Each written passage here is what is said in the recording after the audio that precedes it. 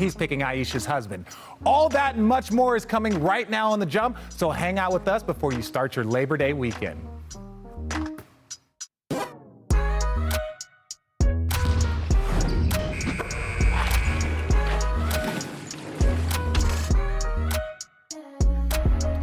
Welcome to The Jump, and I'm joined by Ramona Shelburne and Cassidy Hubbard. Thanks for being here, guys. Host with the most, or host doing the most. Host can pull the ball. That's not bad. Please calm down here. I'm already sweating. My head is shining more than normal. So seriously, thank you guys for coming here and suffering through me for as long as you possibly can. So, as I mentioned off the top, the NBA released a memo outlining their new COVID and health safety protocols for unvaccinated players. Take a look at some of the items on this list. Unvaccinated NBA players will be subjected to more testing, have lockers as far away as possible from vaccinated teammates, and will have to eat, fly, and ride buses in different sections. Now, Ramona, how will these rules impact the teams? So there are the NBA rules that we've just seen in this new memo that unvaccinated players will have to deal with. And then there are rules in New York and San Francisco that are even more restrictive. New York and San Francisco, this is the government making rules. Ooh. And those rules you're reading are the NBA rules, okay? So the NBA rules they basically categorize players into two separate categories. You're unvaccinated or you're vaccinated. When you're vaccinated, you get to live the life. When you're unvaccinated, you have to ride in separate buses. You may have to sit and coach. Not fun. Yeah. You get tested all the time. In New York and San Francisco, there are local ordinances. This is the government. It's not collectively bargained with the Players Association, where at events over 1,000 people, so that would be every NBA game, essentially, but it's indoors. If you are unvaccinated, you are unable to work. Now, these rules were put into place in New York and San Francisco because of arena workers, there are concerts in New York, things like at the airport.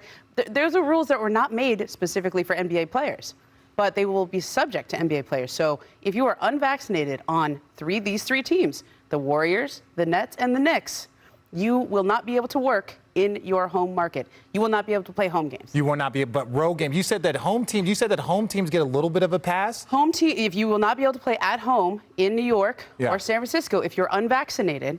But the road teams coming through, they will give exemptions to those players who are unvaccinated. Okay, so road teams get exemptions. Half your games are at home. And there are three very important teams in New York and San Francisco: the Warriors, the Nets, and the Knicks. Okay, now will these rules work if the players aren't vaccinated? Like, how will this work? So, look, there's a carrot and a stick, okay? So the carrot is, here's what you get to do if you are vaccinated. You get to live a fairly normal life. Yeah. If you're unvaccinated, you don't get to live all that fun of a life. Ramona, okay? The biggest complaint I heard on the road last season from players and coaches was just how much the health and safety protocols on a daily basis was getting to them physically and mentally. And these guys rely on their routine, as you know, RJ, to get just that little bit of edge that separates them at this level. And if you're unvaccinated, you still have to test every day, quarantine if you come in contact with someone positive. But then you compound it with the aspect that you won't be able to commiserate about the process with your teammates who are vaccinated and don't need to be quarantined or test every day. And it creates this divide between you and the team.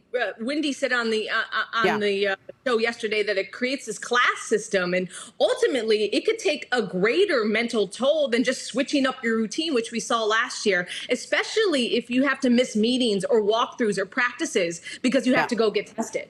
Well, my biggest question to you, Cass, is when you look at how it's kind of going to be kind of broken up, how do you manage this? We understand that, okay, in New York and LA, there's government officials, but if you're traveling to places, that aren't as restrictive, can the NBA, are the teams going to enforce that? Are you going to have, let's say if you had your 3-star players and you're talking about the 97 Bulls, if Michael Jordan, Dennis Rodman, and Scottie Pippen weren't vaccinated, like, could you really tell them to not play cards with their teammates? How is that going to work with the star players? Yeah, them the rules. Those are the rules. And they did, they did last year. Especially in New York and California. Where it's not up to the NBA. It's a city requirement. And look, to your question of, will the NBA enforce these COVID rules to star players? Like, look no further than the Western Conference Finals last year. Like, biggest example is that Chris Paul being one of the best stories of the playoffs and missing the first few games of the Western Conference Finals. Like, if the NBA does make exceptions for star players, that opens up a whole bigger issue in the league, especially when safety is the concern here. Well, Rich, there are different rules for different players, right? It's a carrot and a stick. In other words, there's all these things you get to do if you're vaccinated. There's all these things you don't get to do, okay? So this is the punishment now. In New York and in San Francisco, there are going to be severe punishments. Are you really going to not get a game check? Are you going to not work for all the home games if you play on the Warriors, the Knicks, or the Nets? That's a If setup. you're unvaccinated, are you going to sue the state of New York, the state of California, in order to be able to work, to maintain your job and your game check? Are you really going to go that far not to get vaccinated? Well, like, that's the stick, okay? No, and it's going to be difficult to really just kind of manage this, because I think it's still moving, right? Yep. We have weeks and just a month before the season starts, and so I feel like there's going to be a lot of change and a lot of conversation. And Richard, it's going to get more. It's going to be more. And Momo, back in July, Michelle Roberts, I spoke to her. She was praising the fact that 90% of the league was vaccinated, and that was before the FDA approval of Pfizer. So that number could be higher, even though I'm not sure if it took into account this rookie class. Yeah.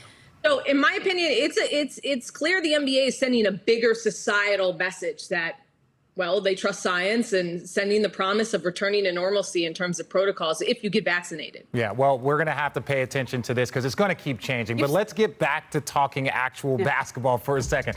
The Nuggets dropped this video of Nikola Jokic yesterday, and look at the MVP. Look at what he's doing. He's got actual muscles. He's coming into this season in shape, and that maybe wasn't always the case. Look, here are the MVP odds for next season from Caesars. Jokic is ranked 8th, and this is coming off an MVP season. Clearly, he's not getting the love from Vegas. Cassidy, what are the chances of Jokic becoming a back-to-back MVP, especially when you look at his conditioning already? I mean, is there a chance? Sure. I voted for Jokic for MVP. His numbers were insane. But I think what contributed to that was the best ability. You know where I'm going with this, RJ, was availability. I spoke to Damian Lillard, who was in the MVP running himself last year, and even he pointed out the fact that because Jokic played every game and still won without Jamal Murray, that, his MVP award was undeniable. Last season was a war of attrition.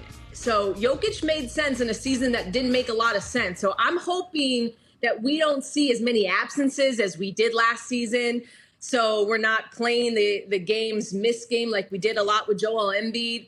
But preseason optimism, I think we'll have a more balanced race this year. So to answer your question, again, sure, he has a chance. He has a chance. I think it's hard to win back-to-back because there is a sense among voters of, okay, you rewarded the player for having a great season. You sort of look elsewhere. It happens. I mean, Giannis did it, and I think Jokic certainly has the skill set to do it. The Nuggets are positioned well, and he'll be without Jamal Murray for most of this year, if not all of it. So he'll still have that as part of the argument. But I don't know. I think LeBron James was in the driver's seat to win the MVP before he got hurt last year, and he's pretty low down that list. Can you put that list back up there? I want to see what his odds are again. Let's check out these odds. I'll tell you what the good bet is. Yeah, I'm not a betting person, but I will say this. If Jokic can start the season, if they can play well, especially without Jamal Murray, if all of a sudden you see Denver get off to a good start and his numbers are better than they were before, when you look at some of the back-to-back MVPs, there's sometimes an early storyline, whether it was Steve Nash, whether it was Giannis. It was like all of a sudden their team is playing better, there's these deficits that they're having to deal with, and their numbers are better. Oh, so I can feel the LeBron tweet coming. Look, he's like 6th on the list. If I see one more Wash King, I'm gonna and he won't delete him. this one. He won't delete this one. Yeah. Well, coming up, Chris Webber sat down with ESPN to discuss his upcoming Hall of Fame induction, including how his infamous timeout shaped his early career. But first, it's time for our distant replay from a year ago in the bubble. OG Anunoby, show me something. Up high, taking anybody coming to the ball. Series on the line. Wow. There it goes. Like their season was going to be over. In the NBA. He did not have any time. No, he didn't. Perfect pass. No emotion. How do you leave him open, though? Because that's the hardest pass. That's the most All the airtime. way up over That's the top of the difficult. defense. There's a generation of versatile big men, and there's this idea that this is a new thing. What role do you think you played in influencing that next generation of versatile big men? I think I played my role. I think Don Nelson, he saw that when he drafted me back then. I wish we'd had the freedom they had today. I love the role that I played, and that was trying to make players better and show that the power forward can facilitate the offense if he can shoot, if he can score, and if he can pass. And Weber, front court, Carolina thought he traveled with it. He takes a timeout, they're out of timeout. Technical foul, technical foul. When you go back to that moment, what was that like, and how did you hit the button in the moment to say, okay, I got to keep going? One of the most proudest moments I am of myself is being on that podium and not blaming anyone and looking my father back in the eyes back then. You know, that was being a man right there. I called the timeout. That was, whatever I did, that's what was going through my head. And it probably cost our team the game. I let everybody down. It was straight despair. And I went head on into it, and I'm glad. And from there, it just turned into empower, because I tell you what, I've never in my life heard a scream as loud as when I walked on stage as the #1 pick in my home of Detroit.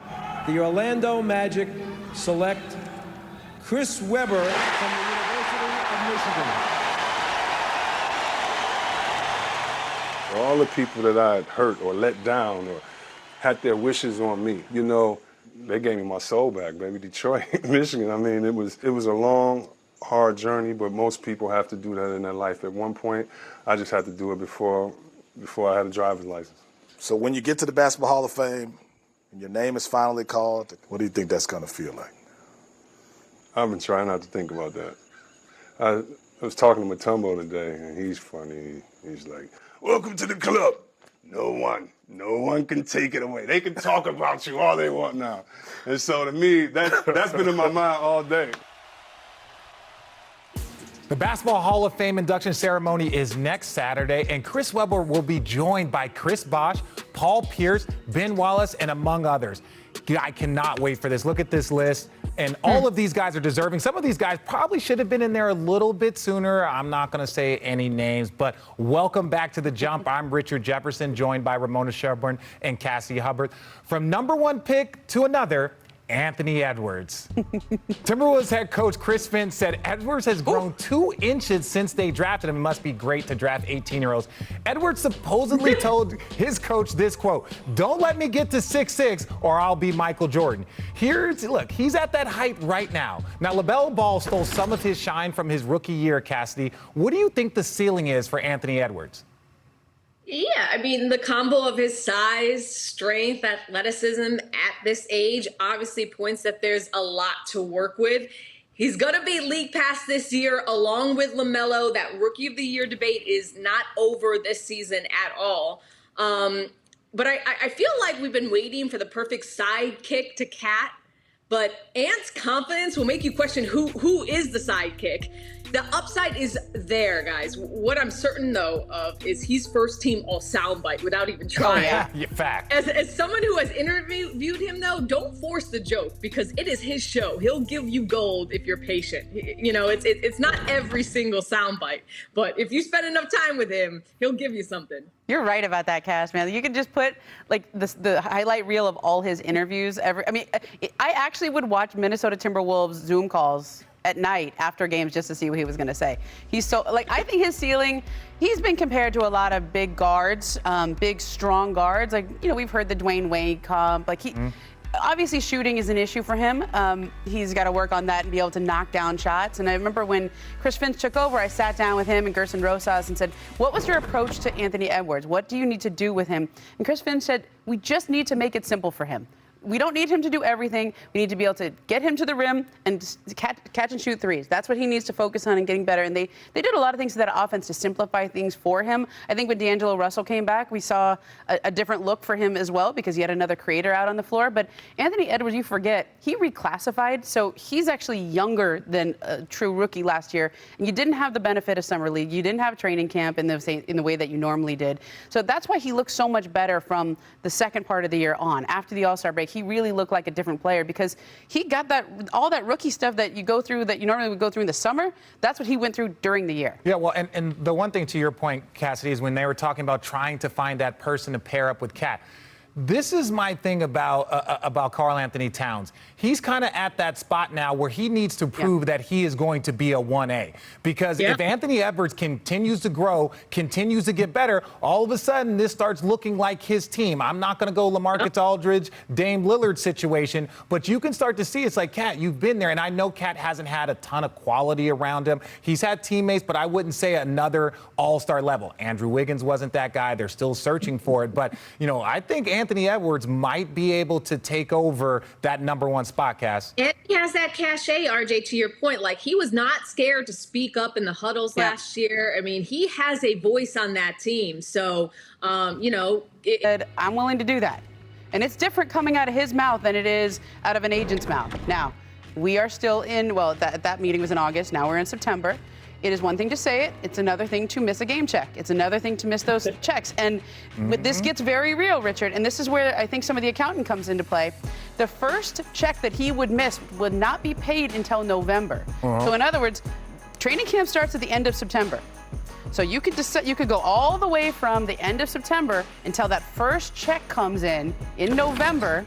That's a long time. That's over a month where if you're not reporting for duty, this will be a problem for the Sixers for over a month. It's not just that, is he willing to sacrifice the money? Are they willing to go through all of that for over a month? Yeah, so go ahead, Cass. No, I mean, look, we've known from Ben's side for a while that this is done. There is no more marriage counseling. There's no last trip to Cabo to recapture the magic. There's no doing it for the kids. There's no baby moon. There's none of that. None of it. There's no doing it for the kids. Yeah. They are aptly, from Ben's side of things, donezo. And I assume the Sixers emotionally are done too. But emotions don't always get you what you want, guys. This is such an ugly divorce right now where even friends don't want any part of this feud. Kind of like, this is y'all problem. We're at a point where there is really no out for either team. And Daryl Morey has made it clear he's not giving Ben away, not just on principle, but because the Sixers are in win now mode. They can't just throw away a 3-time All-Star, even if he's afraid to fail. If he sits out as long as he has to, and this is his approach on September 3rd that he's going to, it's going to come down to Rich Paul versus Daryl Morey right now and who flinches first. Well, Cass, just really quickly, when we talk about the flinching first and we're talking about the amount of money that a person can miss, you know why there's less fights in the NBA? The reason why there's less fights in the NBA is because every time you throw a punch, you are literally, you could be suspended for games, multiple games. And so players literally have to look at someone and say, do I want to spend millions of dollars punching you once? And so I think that's why there's a lot of barking back and forth. And right now there's a lot of barking back and forth between both, Ben Simmons and the team about who's going to kind of flinch first. I would disagree with that. I don't think the Sixers are barking. I don't think the Sixers want to be in this position. They would prefer to keep. I mean, it does not behoove them to trade him now when his value is probably the lowest it can be. It would behoove the Sixers to, look at this video. He looks great in this video. They would love to be able to have Ben come back and build back up his value here. Maybe they keep him. We forget he finished second in Defensive Player of the Year voting. Yes. He's a really good player. He's a great player. You do not want to trade a player like this when his value is at the bottom. But I'm told, Richard, I'm told that, Cass, you said I assume the Sixers are done emotionally too. I don't think so. I still think there's a part of them that thinks that they can fix this. That maybe they can convince him and they say, Ben, the city loves you, we need you. But that's what Joel tweeted. Joel tweeted that? But you can't, Cass. You can't tweet that. Right, like there has been kind of, but there's no respectfully, when all of this drama, what was said, on the podium, which I'm okay. I understand but those conversations happened on the podium, Richard. Yes. But afterwards, everybody in that organization tried to reach out to Ben Simmons throughout the offseason. It was not just after the game, and it was not just on Twitter, publicly and privately. They have tried to reach out to him. He does not want to hear them. I don't know if he's blocked their number, if they're trying to slide into his DMs, but they have definitely tried to reach out to him and make him feel loved. But we don't feel like this tweet tweet is a little late? We don't feel like they're trying to rekindle this friendship a little late? Because my thing is this, if you were going to tweet support for Ben Simmons, you needed to be tweeting that in July. You need to be tweeting that like, hey, look, I love Ben. That's fair. I want him back, because now, like you said, his value is at an all-time low. He hasn't spoken to anybody in the organization. And then at the end of September, you're like, oh, I don't have any problem with Ben, because you know that Ben has to show up to your team. And so you're trying to kind of sweep it under the rug. And on Ben's side, are they trying to make it work because they're trying to make it work, or are they trying to make it work so his trade value goes up? There's a difference between, That's you know, point. like there's from Ben's perspective. Just one thing to note, he still has 4 years left on his deal. You know, I don't know if there is a fit with the California teams that he desires to go to, but if he gets traded to another team, that's also a deterrent. Like, do those prospective teams want to commit to an unhappy Ben Simmons for 4 years? So this is really tricky. Like, I go back to the divorce. This is an ugly divorce. We're watching who's going to end up with a beach house, and no one wants to give it up. well, and that actually, I think, helps his trade value in that he's not dictating terms. You don't see Ben or his brother or anybody in his family or his circle saying, oh, he wants to play for this team or he won't play for that team. You know, I remember talking to Anthony Davis's dad. He said he doesn't want to go to Boston. I mean, yeah. Like, you don't hear him saying that. And the messaging I'm getting essentially is he'll go anywhere. He just doesn't want to go to Philly because of what's happened there. And I think he's fair to want a fresh start. The question is, there's no interest for him to rebuild his trade value. Well, why does that help him? Yeah. That only helps the Sixers. The only thing that helps him is to get paid. That's the only thing he's risking. And he right now, in early September, he seems to be willing to not get paid. Well, look, let's move on to something a little bit happier, something a little bit nicer. Zach LaVine, who is the centerpiece of the Bulls roster that just added DeMar DeRozan and Lonzo Ball this offseason. He also won a gold medal in Tokyo with Team USA. Now, LaVine has already turned down the extension for $105 million over 4 years with Chicago. Here's a look at the potential money he could get in free agency. Now, the Bulls can offer a projected 5-year, $207 million contract in free agency. Now, Cass, as our resident Chicago native, can the Bulls convince Zach LaVine to stay long-term? Look, he's been pretty clear that he wants to remain with the Bulls, but he's probably been more clear that he wants to get paid. And, I think the transactions made this summer were also a form of payment to LaVine. They're trying. Art, and I have to say Art, because I'm, even as a Chicago fan, Arturas Karnisovas, I don't think it's there yet. Yeah. Gia and Mark Eversley, they put together a roster with the most talent that we've seen on the Bulls since the D Rose era. And for a guy like LaVine, who has yet to get to the postseason or even have a winning season with any team in his career, he is someone who is focused on being a winner. That matters. Ultimate podcast about the experience of playing on Team USA basketball and getting that elite players. I think that is something that will translate to this season. And I'm hoping we see another level to Zach LaVine's game this season. Will they win? I don't know, but I think what the team did with getting necessary pieces around LaVine, that is a form of payment for this year as they look at the summer of Zach LaVine next summer. Look, the experience of him playing on Team USA is the only thing that would make me nervous if I'm Chicago about Zach LaVine re-signing. He got to talk to a lot of really good players in the NBA who could be recruiting him, and so that would make me nervous. But that graphic makes it fairly clear. Right now, he can sign for $104 million. Next year, it could be $207 and even $241 if he makes an All-NBA team again.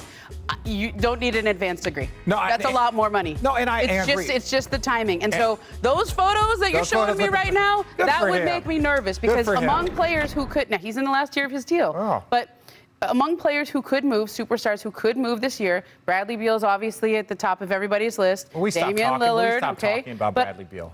Oh, okay. No, not in a bad. No, I'm not talking about you. I'm saying, but in general, it's like we've been trying to get this guy traded for years. He doesn't want to leave Washington. Why are you trying to get him traded? Because I want to see him play high-level, championship quality basketball. That's why. But among superstars who could be traded, Zach LaVine has to be on the list by virtue of where he is in his contract. But there is 207 million reasons why he should stay. Well, 241 million reasons why he should stay. And they did, as Cassie mentioned, they made a huge investment. He was active in recruiting those players. He was active in talking to Lonzo Ball and Alex Caruso and DeMar DeRozan. They really enhanced that team to convince him that they can win there. And that's because winning is important to him. Yeah. And this is the thing when we look at free agency. He's with Chicago. Like, make no mistake, that's one of the top 5 sports markets. That's one of the top 5 cities to play in. The people, the food. Like, so there's not many other places where he's like, you know what? I want to go there. Look, they added a young all-star, Vucevic. I believe he's a 2-time all-star. You got DeMar DeRozan, so you have the veteran all-star that has played in so many postseason games that understands the grind. You bring in Lonzo Ball, who's played with high-level players already in his career. So you are surrounding him, to Cassidy's point. This is the best team that they have had since the D-Rose era. And so this is your pitch. It's not just the money to Zach. It's like, hey, look at the team that we're going to put around you. So come free agency, if this team can get to the postseason, just give him a sniff of the first round, which I believe in the Eastern Conference is very, very doable. Why would you not want to stay there and continue with a franchise that is not only willing to build around you, but they're investing in you? This is the type of stuff that I know that Luka is going to want to see in the next few years. Just players coming there, just throwing it out there, just throwing it out there. I love when you say just throwing it out. I'm just saying, you got to put things. RJ. If you want a good, if you have a great player that you want to keep happy, the best thing that you can do is surround him with great players. Instigator over there. I am going to guess risk, but Ramona, thank you so much for joining us today. First person I've ever had in the studio, and it's working out much. Like one of these old flavors on 100, sugars on 0. I remember the extra ranch. Good. How'd everything else go? What else? Picking our child up? Cool. I will be right back. You know you want that sauced and tossed Wingstop where flavor gets its wings. This is T-Mobile, America's leading 5G network. This is Apple TV Plus.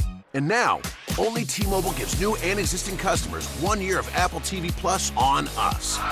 That's a year of Apple originals like Ted Lasso and The Morning Show, so more people can watch them all in more places with 5G on the largest 5G network. Apple TV Plus on us, and America's leading 5G network. Only at T-Mobile.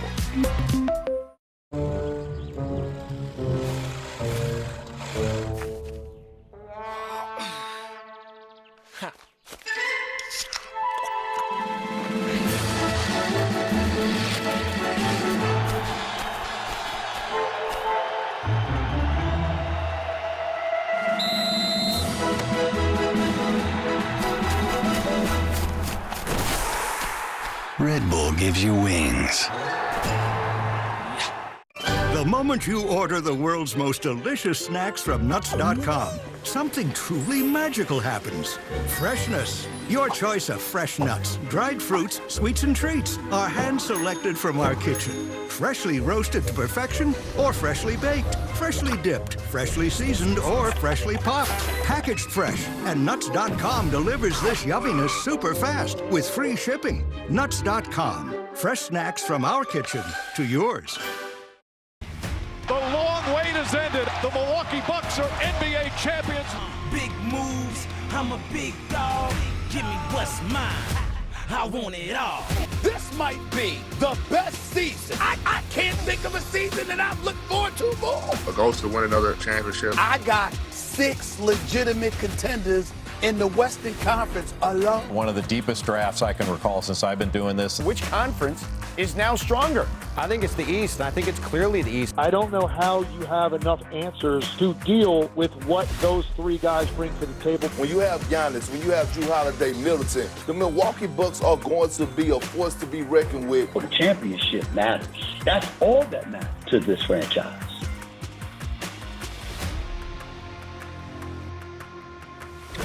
Welcome back to The Jump. I am now joined by ESPN senior writer and New York Times bestseller, Brian Windhorst. Brian, people don't know that I wrote the foreword in one of your books, but we don't have to talk about that one. We'll discuss that later. Think of how many books I sold because people read your foreword.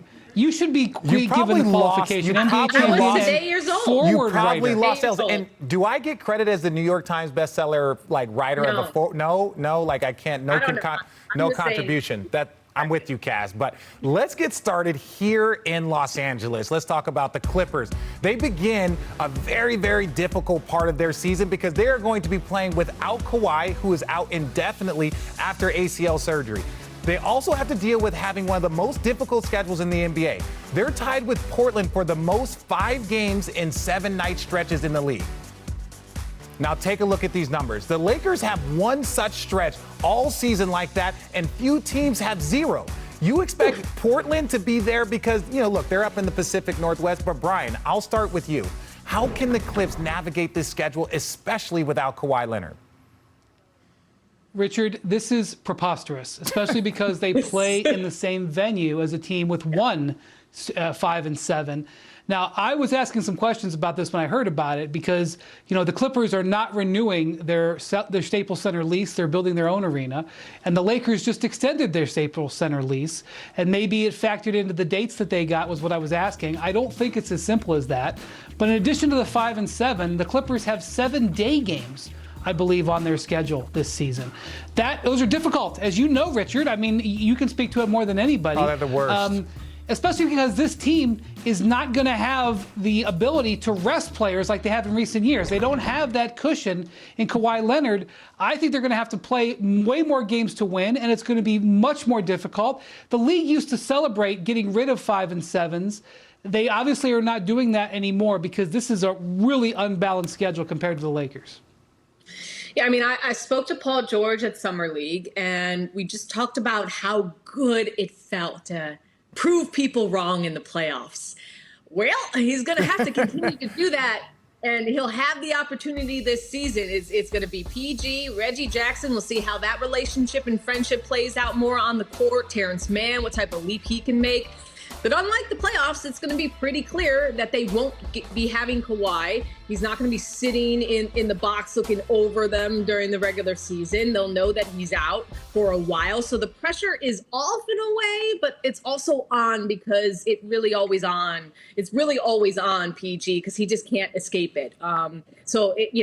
We'll see what happens this year with the Clippers. It's going to be a rough. Yes, it's going to be tough to escape that but I think PG plays a little bit better when he is the solo star because he doesn't concede as much. He's only focused on just going out, getting buckets and playing his game. And that's when I think he's at his best. But I will say this, and Brian, I want to ask you this question about tweaking the schedule. We know that the teams see the schedule before the public. The teams see the schedule before we do. So a lot of times the teams can say, hey, can we take this one game off, or can we switch this, or can we flip something? I know Greg Popovich used to do that with the rodeo schedule. They would get like 12 road games in a 5-6 week span, and he would go and tweak one game to give them some more break. Have any of these teams considered like going to the NBA and saying like, hey, this is a bit unfair? That already passed. They get the opportunity to look at the schedule before it is released. That would have already happened. And, the thing about it is there's not a lot of maneuverability in the Staples Center schedule. You can't move games around as easily. So that's a reality that's been there for a long time. It's not new. They also probably wouldn't have seen other teams' schedules to know. They would have seen theirs, but they wouldn't have been able to compare it to the Lakers. So this probably hit them as a surprise. And it had to be a very unwelcome surprise considering all the other challenges for this season. Yeah, well, let's shift gears back to the East and talk about the defending champions of the Bucks. They open against the Brooklyn Nets and then immediately hit the road to play the Heat to start a 3-game road trip. Cassidy, the Bucks played deep into the summer and had 2 players play in Tokyo. Are you concerned at all about their short offseason? I'm concerned about the short off season across the league. I'm concerned about a hangover from what was an exhausting season. Being in Las Vegas during Summer League, the biggest takeaway I had while there is that everyone was exhausted. And, it's a short turnaround to the start of the season. Training camps open end of September. As far as the Bucks are concerned, I think it's going to be interesting to see how Giannis approaches this season. He was pretty deliberate.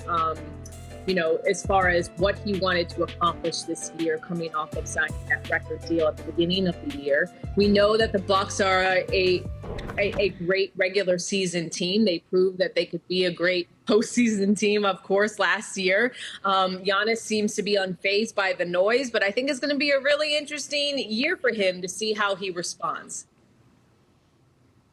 Yeah, I'm not expecting them, Richard, to be, lily fresh in November and December. But in talking to folks in the Bucs organization, they realize that to have a chance to repeat, they're going to have to get a good seed. They know that the Nets are going to be better and healthier, probably. They know that the Heat have improved. Who knows what the Sixers will be? Obviously, the Hawks are a serious contender. So I'm not expecting them to come flying out of the gates, but I am expecting them to have the gas pedal down for a lot of this season. They're still a relatively young team, and they want the chance to defend their title. So I'm looking at them, as Cassidy said, to try to rack up wins in the regular season. That's what Mike Budenholzer has always done. I expected for them to still do it. Their over-under, I believe, was 53.5. And I would feel decent if Giannis is healthy that they hit that over. Yeah, well, my only worry for the Bucs is when you look at all the teams that had deep runs in the bubble, they were they struggled or they had some injuries, and now you're going to look at what the Bucs did. Not only did they play all the way and win a championship, but then two of their most important, because Giannis is kind of a constant. He's 7 feet, can run, can jump, but they're skilled players, the ones that are going to need their legs to knock down shots and to play defense. You're talking about Chris Middleton, you're talking about Drew Holiday. Both of these guys extended, and if history has told us anything, when you have a tough season and then you go and play summer, the next season becomes very, very difficult. But up next, Mike James took to Twitter and started a debate. He says Kyrie is more skilled than Steph, and then we'll weigh in and we'll see what happens. But first, time for our second distant replay of the day. Time Lord from a year ago in the bubble. His partner Shantae. Oh, Williams hammers one home. I don't remember Time Lord just got paid. This guy is just an explosive athlete and a great How dare you forget Time Lord? He takes this. If you're not paying attention to the WNBA right now, you're doing the summer and early fall wrong. Mm-hmm. The Lynx are run beautifully. The Timberwolves are run terribly. How can we explain it? Well, that's a way to sum it up. Only a couple more years until they hit that San Antonio streak. And then on CJ McCollum's podcast Pull Up, Kyle Lowry said, for me, it's only championship or bust. Brian, how realistic are Lowry's expectations? Well, Richard, you've got your ring and you got your money. Kyle Lowry's got his ring and he's got his money. You can say anything you want with no consequences. I know you enjoy it, buddy. I do it all the time. It's championship or bust for the Nets and Lakers. That's it. Tell him, speaking of the Nets, Mike James was getting into Twitter debates this week comparing two of the best point guards of this generation. He said that Kyrie is more skilled than Steph. Steph's just a better shooter. Everything else is in Kyrie's favor. What do you have to say about that, Cass? Nothing. Why do we do this? Why do we do this? Why do we do this? Because this is what we do. Less about this. Let's just comparing their skills is doing disservice to basketball fans, and I know I'm saying this on a basketball talk show in the off season, so we need to talk about this. But I just appreciate, let's have positivity in this world and appreciate, Kyrie's ability to finish at the rim and Steph's ability to dance on the 3-point line. Just appreciate it. Brian, thanks, Brian. Come on, Brian. Cass, you're looking at this the wrong way. This is a guy hanging on to the end of a roster who is asked about a star teammate. You're darn right his is better. Hey, Mike, which is better, Uncle Drew or Space Jam? The answer better be Uncle Drew. Who makes the best tofu burritos? Kyrie. That is the correct answer, sir. I don't care what the reality is. Good answer. Good job. Enjoy your spot on that roster going forward. Yeah, look, the right answer is always your teammate unless your teammate gives the other answer. That is the only time. People ask me all the time, who's the GOAT, LeBron or Jordan? I'm like, well, one of them gave me a ring. Who do you think I'm going to say? So you just got to pick one. There's no slander here. I think Steph, his ability to shoot. Kyrie has stuff that we've never seen before. I think that's the biggest compliment to both of them, is that both of them do stuff that we've never seen players at their size do. So thank you to Ramona Shelburne for joining us earlier.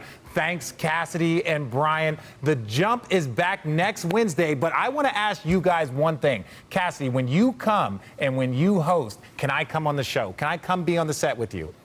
I mean, I don't make the decisions, but I heard that you are. So I'm coming to LA for 2 weeks coming up. You're coming to LA for 2 weeks, so we're going to get you in here. We're going to be able to like kind of chop it up back and forth because I think it's a little bit easier when everyone chops it. You're coming for that hosting seat. I said you're the host with the most. Your host doing the most. Good job. I'm not saying I'm coming for this hosting seat. It makes me sweat. It makes me nervous, but I'm having so much fun. Thank you guys again for joining me. The Jump will be back on Monday.